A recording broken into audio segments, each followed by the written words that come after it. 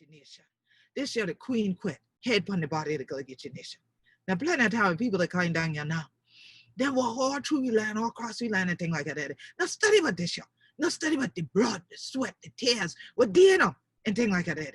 And for Snoopy, plenty of people there from the 1500 even up to now and things like that. Right here where we stand on this your land. So even now it's there.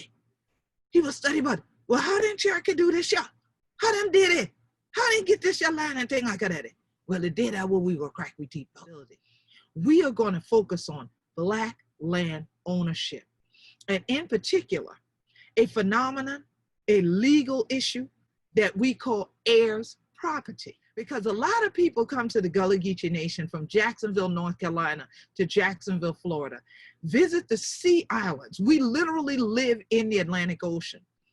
And they are shocked and amazed if they learn that this group of African people with indigenous ancestry that look like me own land, not own houses, own land, own acres of land, own this land outright, no mortgages, that we were the heirs to this property.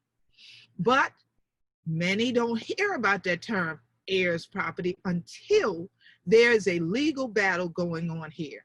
More often not brought on because someone is essentially trying to pierce the veil of how to get into it and become an heir even though they didn't have a birthright to it.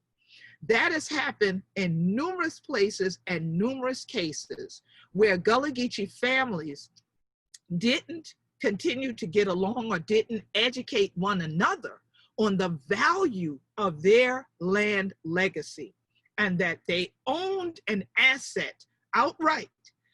And the only maintenance of that asset they had to do was pay the taxes to the county every year on it. And they would be able to pass it on and then build multi-generational wealth on it and from it.